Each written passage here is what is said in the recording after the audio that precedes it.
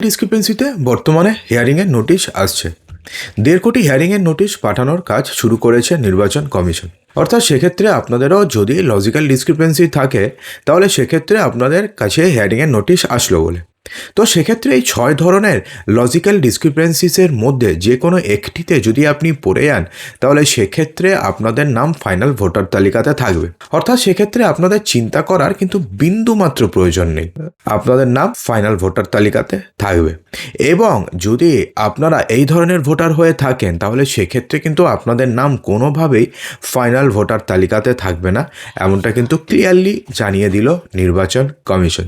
তো সেক্ষেত্রে কাদের কাদের নাম থাকবে, কোন কোন ভুলে থাকবে, কোন কোন ভুলে থাকবে না জানতে ভিডিওটি সম্পূর্ণ দেখবেন। এবং ভিডিওটি শুরু করার পূর্বে আপনাদের কোথা থেকে ভিডিওটি দেখছেন এবং আপনাদেরকে হিয়ারিংয়ের নোটিশ এসছে কি আসেনি অবশ্যই কমেন্ট বক্সে জানাতে ভুলবেন না। দেখুন, বর্তমানে লজিক্যাল ডিসক্রিপেন্সিসের কারণে হিয়ারিংয়ের নোটিশ আসা শুরু হয়েছে। 1.5 কোটির মতন লজিক্যাল ডিসক্রিপেন্সির যারা রয়েছে তাদের নামের তালিকা অলরেডি প্রকাশিত হয়েছে এবং যাদের যাদের নামের তালিকা প্রকাশিত হয়েছে তাদেরকে এবার হিয়ারিংয়ে ডাকবে নির্বাচন কমিশন এবং নামের তালিকা প্রকাশের 10 দিনের মধ্যে হিয়ারিং প্রক্রিয়া সম্পূর্ণ হয়ে যাবে।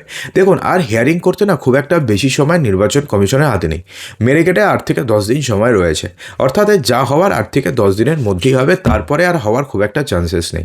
8 থেকে 10 দিন যদি পার হয়ে যায় তাহলে তো কোনো সমস্যা নেই।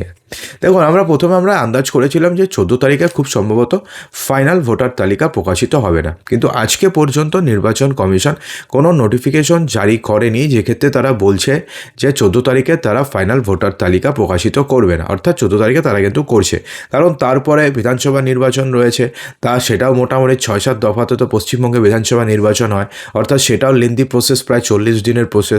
অর্থাৎ সেক্ষেত্রে ধরতে গেলে এই হিয়ারিংয়ের চূড়ান্ত তালিকা বাড়ার সম্ভাবনা কিন্তু বর্তমানে খুবই ক্ষীণ। তো দেখা যাক কী হয়। তো এবার যদি এই 6 ধরনের ভুল যদি আপনাদের হয়ে থাকে অথবা এই 6 ধরনের ভুলে যদি আপনি লজিক্যাল ডিসক্রিপেন্সিসের মধ্যে পড়ে থাকেন তাহলে সেক্ষেত্রে কিন্তু আপনাদের আর কোনো সমস্যা নেই, আপনাদের নাম ফাইনাল ভোটার তালিকাতে উঠে যাবে। দেখুন, প্রথমে কি বলা হয়েছে এগুলো প্রথমে যেটা বলবো সেটা হচ্ছে মাইনর কেস, অর্থাৎ সামান্য ভুল, যেটা কিন্তু অনেকেরই হচ্ছে। যেমন বাবার নাম 2025 সালের ভোটার তালিকায় ইরোল থাকা বাবার নামের সাথে মিলছে না। অর্থাৎ ধরুন আপনি আপনার বাবার নাম দিয়ে আপনি প্রোজেনি ম্যাপিং করিয়েছেন, ভালো কথা। তো সেক্ষেত্রে ধরুন আপনার বাবার নাম 2002 সালের ভোটার লিস্টে যা ছিল এবং 2025 সালের ভোটার লিস্টে যেটা রয়েছে যেটা ইরোল, সেখানে ধরুন সামান্য পার্থক্য রয়েছে। অর্থাৎ ধরুন যেটা বললাম, যেমন মদন মোহন ধরুন একসঙ্গে ছিল 2002 সালে, সেটাকে ধরুন আপনারা চেঞ্জ করে মদন মোহনের মধ্যে একটা স্পেস দিয়েছে হয়েছে। তো এই সমস্ত ভুলেও তো বর্তমানে লজিক্যাল ডিসক্রিপেন্সিসের কারণে হিয়ারিংয়ের নোটিশ আসছে। দেখুন বন্ধুরা, এগুলো তো সবাই জানে যে এই ধরনের ভুলে বা এই ধরনের ভুলটা খুবই মাইনর ভুল, খুব একটা মেজর ভুল নয়।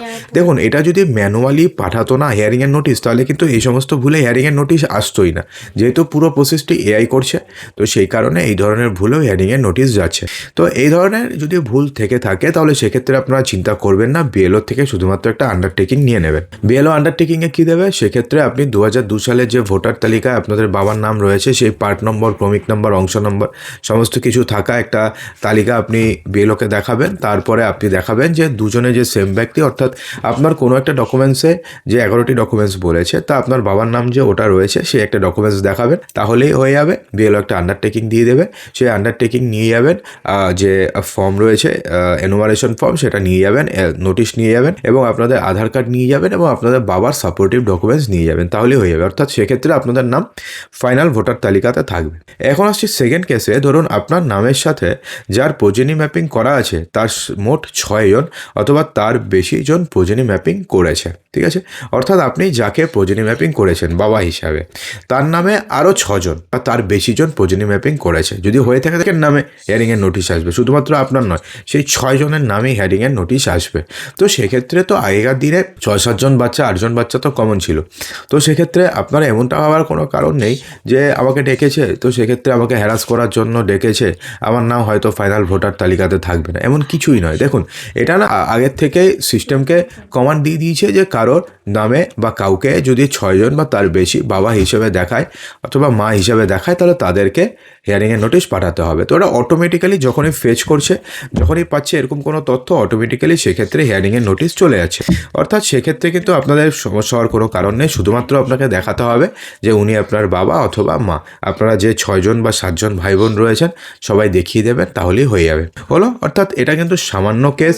এক্ষেত্রে কিন্তু আপনাদের নাম থাকবে। দেখুন, এক্ষেত্রেও কিন্তু মেজর কেস রয়েছে, সেই সব ক্ষেত্রে কিন্তু আপনাদের নাম থাকবে না। কার থাকবে না জানাচ্ছি। দেখুন, এরপরে বলেছে পিতামাতার সাথে বয়সের পার্থক্য যদি 15 বছরের কম হয় তাহলে সেক্ষেত্রেও লজিক্যাল ডিসক্রিপেন্সি ধরা হয়েছে এবং সেক্ষেত্রেও কিন্তু সেই সমস্ত ভোটারদের কাছে হিয়ারিংয়ের নোটিশ যাওয়া শুরু হয়ে গেছে। ঠিক আছে, তো এক্ষেত্রে কিন্তু অনেকের ক্ষেত্রে এটা ঠিক রয়েছে, বাবা মার সাথে বয়সের পার্থক্য 15 বছরের বা 15 বছরের কম রয়েছে।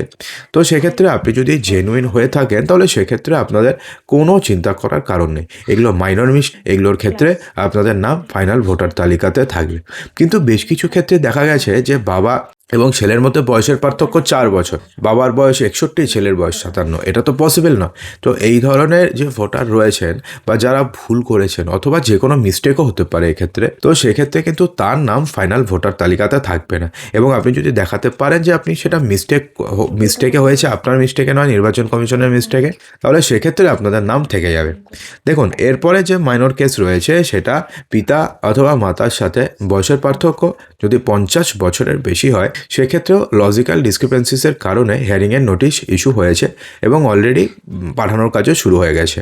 তো সেক্ষেত্রে ভয়ের কোনো কারণ নেই। সেক্ষেত্রে যদি আপনাদের কেস জেনুইন হয়, আপনারা একটা ডকুমেন্টস দেখাবেন সাপোর্টিভ, যেক্ষেত্রে আপনাদের বাবার নাম লেখা থাকবে অথবা মায়ের নাম লেখা থাকবে ওটা। তো সেটা আপনি কাস্ট সার্টিফিকেট দেখাতে পারেন, SC ST OBC সার্টিফিকেট দেখাতে পারেন। অবশ্যই 2010 সালের আগে যদি আপনাদের কাস্ট OBC তালিকাভুক্ত থাকে তাহলে হয়ে যাবে। দেখুন, এবার না কিছু মেজর কেস রয়েছে। এই সমস্ত ক্ষেত্রে আপনাদের নাম তো থাকবে, কিন্তু বেশ কিছু ক্ষেত্রে কিন্তু নাম বাদ যাওয়ারও সম্ভাবনা রয়েছে। যেমন 2025 সালের ভোটার তালিকার সাথে 2002 সালে যদি আপনি সেলফ ম্যাপিং করিয়ে থাকেন তাহলে সেক্ষেত্রে নামে যদি বড় সড়ো অমিল থাকে, ধরুন কেউ টাইটেল চেঞ্জ হয়ে গেছে, কারণ নাম পুরো টাইটেল সহ চেঞ্জ হয়ে গেছে, তো এই ধরনের ক্ষেত্রে আপনি যদি সেই পেপারটি দেখাতে না পারেন, যেটা নর্মালি নাম চেঞ্জ করলে তো পেপারে অ্যাড দিতে হয়, সেই পেপার যদি আপনি দেখাতে না পারেন বা সাপোর্টিভ ডকুমেন্টস দেখাতে না পারেন সেক্ষেত্রে কিন্তু আপনাদের সমস্যা হবে। আপনাদের নাম ফাইনাল ভোটার তালিকাতে নাও থাকতে পারে, কিন্তু যদি আপনি দেখাতে পারেন তাহলে আপনার চিন্তা করার কোনো কারণ নেই, আপনাদের নাম ফাইনাল ভোটার তালিকাতে থাকবে। গেল। এবং বলা হয়েছে প্রয়োজনীয় যে লিঙ্ক করেছে 2002 সালে তার সাথেও নামের যদি বিস্তর পার্থক্য থাকে তাহলে সেক্ষেত্রে, অর্থাৎ ধরুন আপনি আপনার বাবাকে দিয়ে আপনি প্রয়োজনীয় ম্যাপিং করিয়েছেন, তো বাবার নাম 2002 সালে যা ছিল 2025 সালে রোলে পুরো চেঞ্জ হয়ে গেছে, অর্থাৎ নামের তালিকা শুদ্ধ একটা আলাদা ব্যক্তিত্ব হয়ে আছে। তো সেক্ষেত্রে কিন্তু আপনাদের নাম প্রমাণ করতে হবে যে দুজন ব্যক্তি সেম এবং ইনি আপনার বাবা, তাহলে আপনাদের নাম ফাইনাল ভোটার তালিকাতে থাকবে যদি দেখাতে পারেন। যদি না পারেন তাহলে থাকবে না। দেখুন, যেগুলো মাইনর কেস হয়েছে না, যখন বাবার নামে যদি বড় সড়ো ছোটোখাটো ভুল থাকে তাহলে আপনাদের নাম থাকবে, কিন্তু যদি বড় সড়ো কিছু ভুল থাকে তাহলে সেক্ষেত্রে কিন্তু আপনাদের নাম থাকবে না সেমনটা নয়, আপনাদের নাম থাকবে।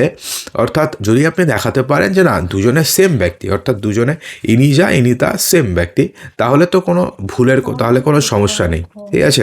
এবং না যতগুলো মাইনর কেস আমি বললাম সেক্ষেত্রে প্রত্যেকটার ক্ষেত্রে আপনি একবার BLO থেকে আন্ডারটেকিং নিয়ে যাবেন। অনেকে বলছে BLO আন্ডারটেকিং দিচ্ছে না, কেন দিচ্ছে না সেটা আমি বলতে পারছি না, কিন্তু BLO আন্ডারটেকিং দেওয়ার কথা।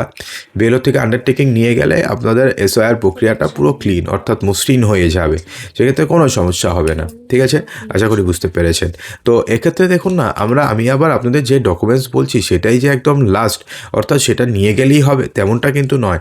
আপনাদের নামে যদি হিয়ারিংয়ের নোটিশ ইস্যু হয় তাহলে কোনো ইউটিউবারের কথা শোনার আগে আপনারা একবার BLOকে ফোন করবেন। দেখুন, কারণ প্রত্যেকটা টেবিলে আলাদা আলাদা ব্যক্তি থাকে, তাদের আলাদা আলাদা পার্সপেক্টিভ থাকে। অনেকে ধরুন যে কাগজপত্র রয়েছে একদম এক্স্যাক্ট চায়, অনেকে ধরুন একটু ভুলভ্রান্তি মানে একটু কম এক্স্যাক্ট হলেও অনেকে মেনে নেয়। এক একটা মানুষ তো এক এক রকমের হয়। তো সেক্ষেত্রে আপনি যে টেবিলে যাবেন বা আপনি যেখানে যাচ্ছেন সেখানে আধিকারিকেরা কেমন সেটা BLO ভালো জানবে আমার থেকে।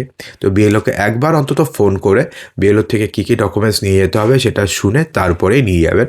তো সেক্ষেত্রে আপনাদের সমস্যা হবে না। ঠিক আছে, তো আশা করব ভিডিওটিতে আপনাদের সমস্ত কিছুই সঠিকভাবে বোঝাতে পেরেছি।